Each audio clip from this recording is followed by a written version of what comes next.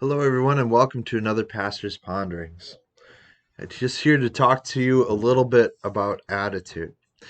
When I worked at camp, it was always interesting to me to see the different attitudes of the kids who came through, trying to give them courage, give them excitement. One of the hardest challenges we ever put in front of them was the 8-foot wall or the 10-foot wall, right? Depending on the age of your group, of course. But you would take your group to this wall and say, everybody needs to get over this wall. You can't leave a single team member behind or anything. You need to all get over this wall as a team.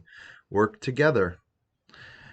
It was challenging. It was challenging for the kids. 8 feet is really high. You can't get over that by yourself. Some of them were fit, some of them were not. Some of them were really, really confident, and some of them had very little confidence and often a very negative mindset.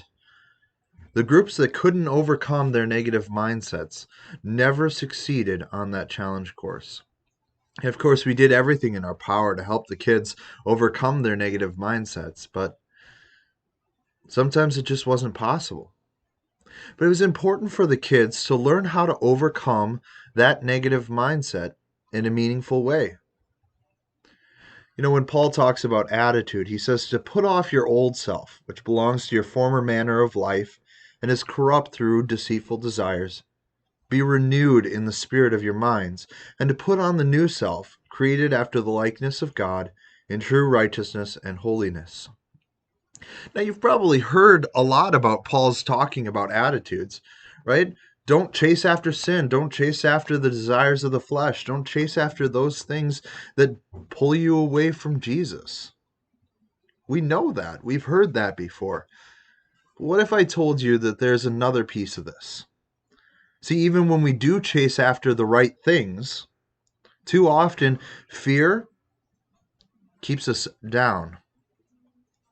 One of the ways that Satan influences us in that way is by whispering lies that give us a negative attitude. So when we're confronted by situations that Jesus puts in front of us, we say, I can't, or I don't know how, or it's too hard. I'm worried that I'll fail.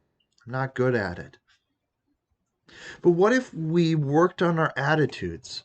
What if we set aside the negativity that Satan puts in our lives, that our sinful flesh puts in our lives, and that often we contribute to as well? What if we set that aside and had a more positive way of approaching this?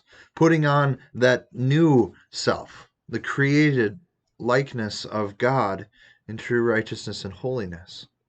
Maybe instead of saying, I can't, say, how do I learn how to do that?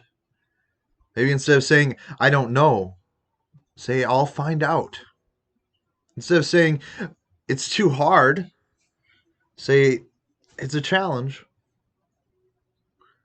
Maybe instead of saying, I'm too worried that I'll fail, say, I'm curious what will happen. Instead of I'm not good at it, I can be better. I can get better. Instead of saying, I'm not ready, say, there's no better time than now. Instead of saying, I'm too old, say, it's never too late. The simplest thing, just a change in our mindset, changes every way in which we approach a different situation. Let us confidently trust that Jesus has our backs, that he's going to take care of us. And when challenging things come our way, instead of saying, I give up, let's say, let's do this. I encourage you, dear friends in Christ, to put on a different attitude, that positive attitude found in Jesus, and go chase after his ways and his will. You won't be disappointed. Go in his peace, everyone. Take care.